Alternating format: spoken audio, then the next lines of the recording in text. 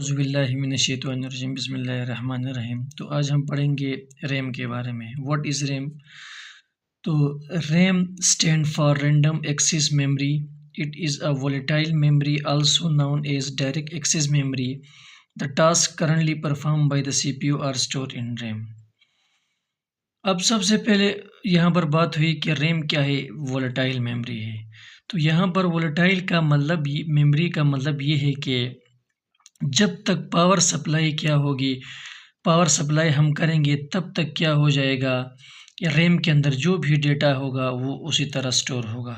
लेकिन जब पावर क्या हो जाएगा, कट हो जाएगा, तो जो भी डेटा रैम के अंदर होगा वो सब क्या हो जाएगा, इरेज हो जाएगा। जो भी डेटा सब रैम के अंदर होगा वो क्या हो जाएगा, इरेज हो जाएगा।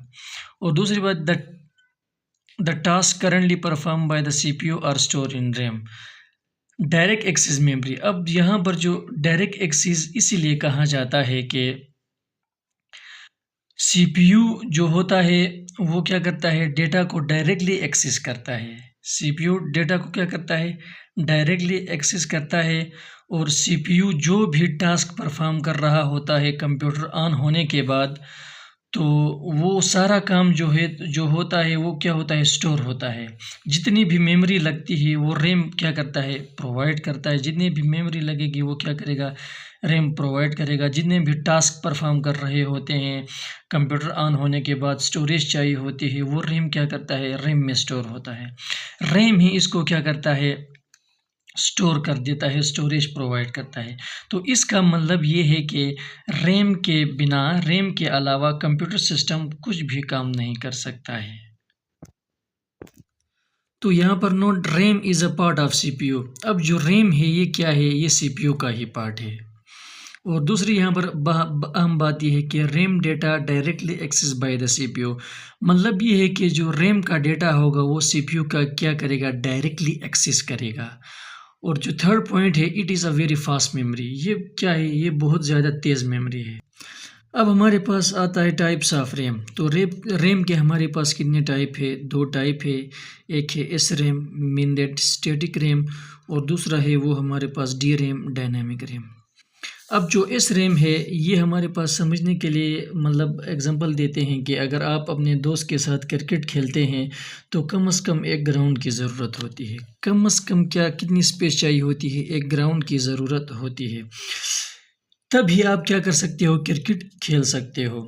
ठीक इसी तरह हम कंप्यूटर सिस्टम में कोई भी एप्लीकेशन, प्रोग्राम ओपन करते हैं तो उस प्रोग्राम को चलाने के लिए या उसमें काम करने के लिए स्टोरेज लगती है।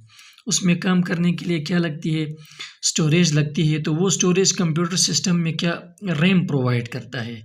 जो भी एप्लीकेशन हम कंप्यूटर सिस्टम में रन करते हैं, अगर हम गेम वगैरह खेलते हैं या इंटरनेट ब्राउजिंग कर रहे होते हैं तो या पीपीटी बना रहे होते हैं, तो ये भी काम क्या करता है, होते हैं।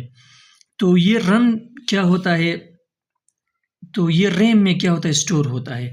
रैम ही क्या होता है, रैम ही इसको स्टोरेज प्रोवाइड करता है।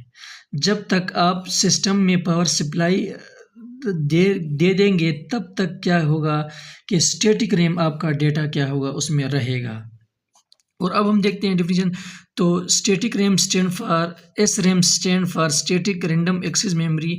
Data remain in static RAM as long as there is power supply. मतलब ये है कि तब तक आपका जो डेटा रहेगा जब तक आपके पास पावर सप्लाई क्या होगी, मौजूद होगी, पावर सप्लाई रहेगी। मतलब पावर सप्लाई कट नहीं हो जाएगी तब तक रैम क्या हो, रैम के अंदर जो स्टैटिक रैम है उसके अंदर डेटा रहेगा। तो नोट यहाँ पर, it doesn't need to refresh again and again. अब स्टैटिक रैम को रिफ़्रेश करने की ज़रूरत नहीं होती है।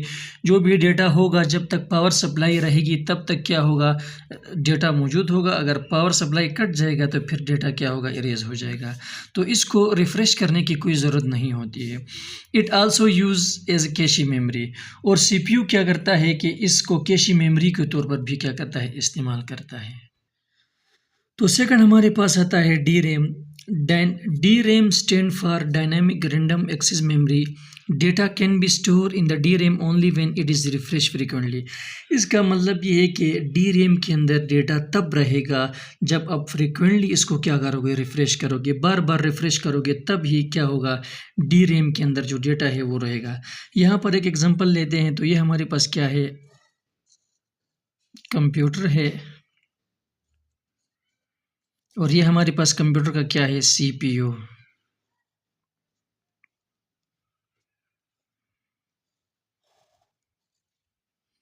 ये हमारे पास कंप्यूटर का क्या है, CPU है।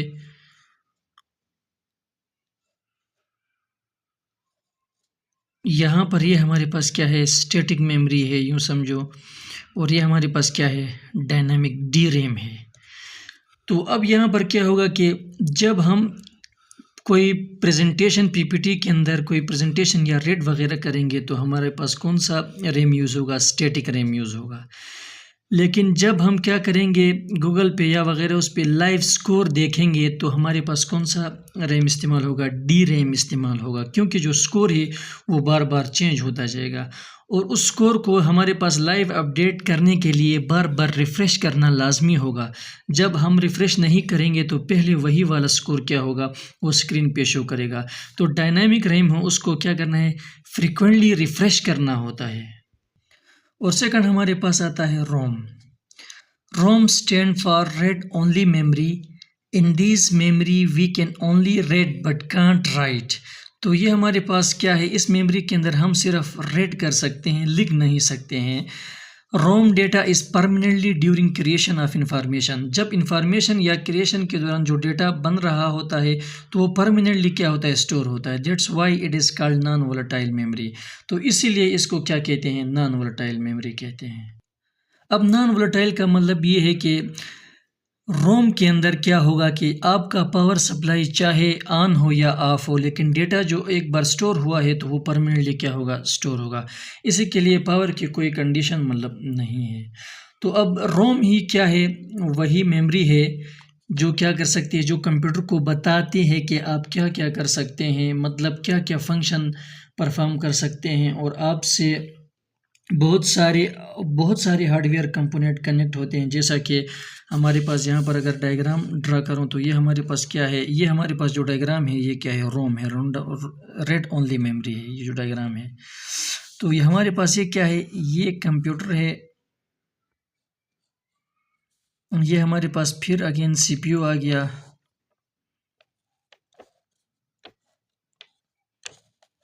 तो अब इसके साथ क्या है, हमारे पास ये जो इसको हम मॉनिटर कहते हैं, और यहाँ पर हमने क्या किया, कीबोर्ड को ड्रा किया है।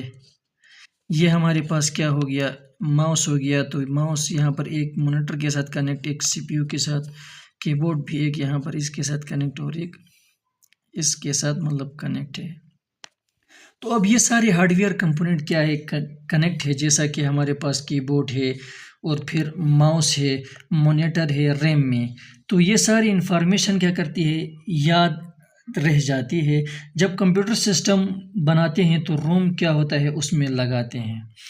तो रोम में ही ये सारी इंफॉर्मेशन फिट कर दी जाती है। और ये कंप्यूटर सिस्टम का क्या है, मतलब कंप्यूटर सिस्टम के साथ जिस तरह माउस कीबोर्ड है, ये सारे हार्डवेयर सिस्टम अटैच है। और कंप्यूटर सिस्टम हमारे लिए क्या क्या कर सकता है, वो हमारे कंप्यूटर सिस्टम को रोम ही से पता चलता है कि बिना रोम के कंप्यूटर सिस्टम कुछ भी नहीं कर सकता है। तो ये हमारे पास क्या था, रोम था। अब हमारे पास आते हैं टाइप्स ऑफ रोम। सबसे पहले आता है PROM। तो PROM stand for programmable read only memory in which only one time data can write. तो इसके अंदर डेटा को सिर्फ एक दफ़ा हम क्या कर सकते हैं, लिख सकते हैं। And which are permanently store, और वो फिर क्या होता है, परमानेंटली स्टोर होता है। और दूसरा हमारे पास आता है EPROM stand for erasable programmable read only memory. In this type of RAM, we can erase the data which are permanently stored in the ROM through ultraviolet rays. अब रोम के अंदर जो परमानेंट डेटा क्या है वो स्टोर है, तो उसको इरेज करने के लिए हम जो टाइप इस्तेमाल करेंगे रोम की वो क्या होगा, ईपी रोम। तो अल्ट्रावायलेट रेस के थ्रू हम क्या करेंगे, वो परमानेंटली जो डेटा होगा उसको क्या करेंगे, जो स्टोर परमानेंटली डेटा होगा उसको हम इरेज करेंगे। और थर्ड हमारे पास आता है EEPROM, stand for electrically erasable programmable read only memory. In this type data store in ROM erase through electrical charge. तो इस किस्म के अंदर हम जो डेटा होगा जो वो उसको हम इलेक्ट्रिकल चार्ज के थ्रू क्या करेंगे, इरेज करेंगे। तो इलेक्ट्रिकल चार्ज के थ्रू हम जो भी डेटा को इरेज करना चाहेंगे तो उसके अंदर हमारे पास जो रोम की टाइप इस्तेमाल होगी वो हमारे पास electrical erasable programmable read only memory इस्तेमाल होगी।